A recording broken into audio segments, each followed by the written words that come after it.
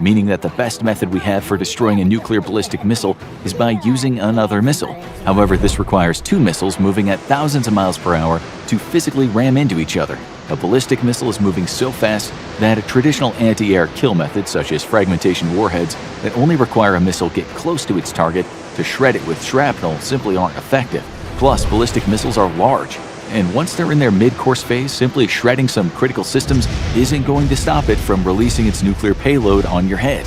It's been described as hitting a bullet with another bullet, and requires math so precise it would make Einstein himself cry to sleep at night. I want to give all praise to YAHAWAH, BAHASHAM, YAHAWASHI, BAHASHAM, QADASH for giving me a spirit to this lesson. I want to give double honors to the Apostle GREATMILLSTONE for teaching the truth by using precepts upon precepts and line upon line. And this lesson I'm about to do today is really about to be like a quick, Lord is going to be edifying type of lesson, because I want to get into Joel chapter 2. Alright, and the part I want to get into is the part of when the scriptures talks about like how the arrows be flying, but they're going to be hit by a sword, but they won't fall. I want to get into that because I thought it would be kind of cool to do some little research here and there. So let's get into that scripture real quick. Let's actually talk about that scripture. So where is it? Yeah, Joel chapter 2, going down verse 8, it says, neither shall one thrust another. This is Joel chapter 2 talking about the nukes. So neither shall one thrust another.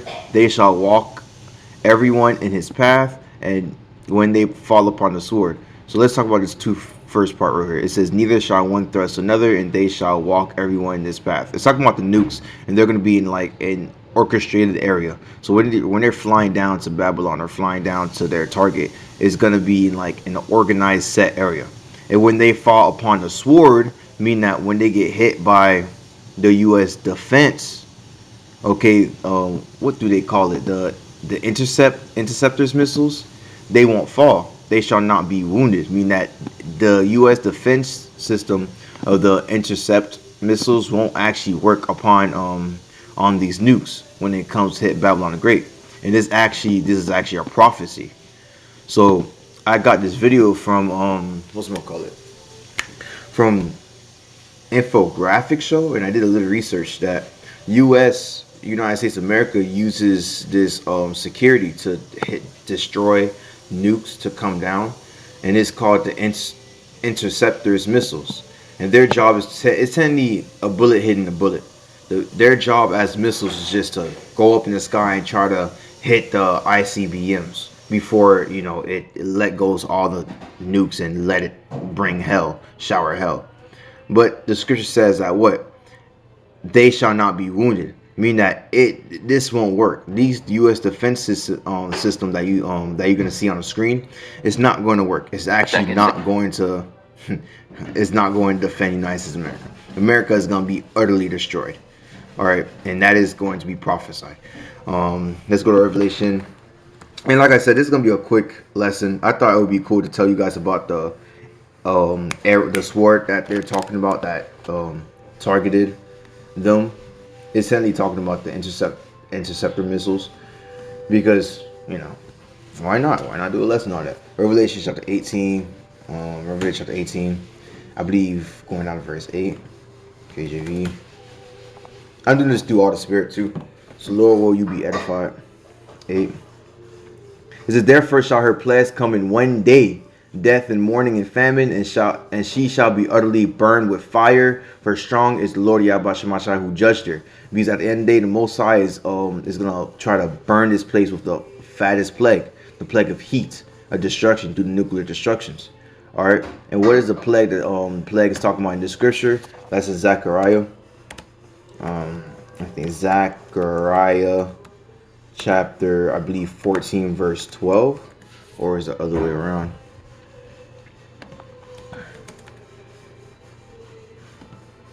Yeah, it is. Zechariah chapter 14 verse 12. And this shall be the plague wherewith the Lord YAHAWASHI will smite all the people that have fought against Jerusalem. And that is definitely Babylon the Great, because Babylon the Great was part of the downfall of the children of Israel, so-called Latinos, Native, and Negroes.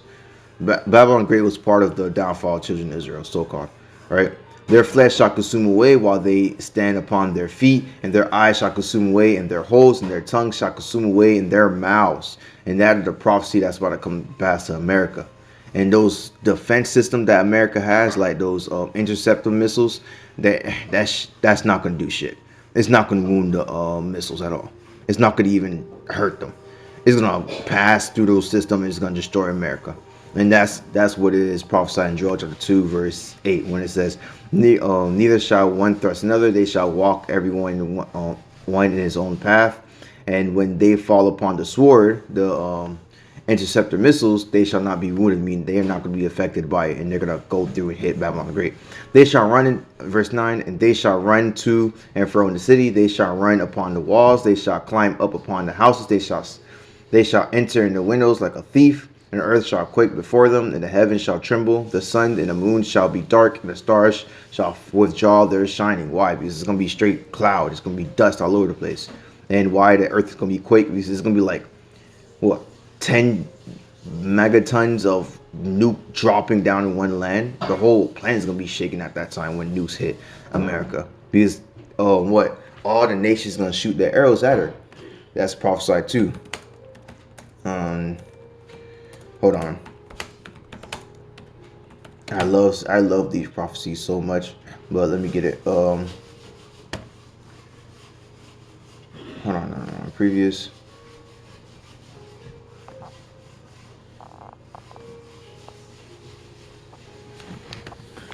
Yeah, it's right here. It says, Jeremiah chapter 50 verse 14, but put yourself in array against Babylon, so-called America today, around about all ye that bend the bow. That means all the nations that bend the bow, that has the nukes and everything, that bend the bow. Shoot at her, spare no arrows, for she has sinned against the Lord YAHAWASHI.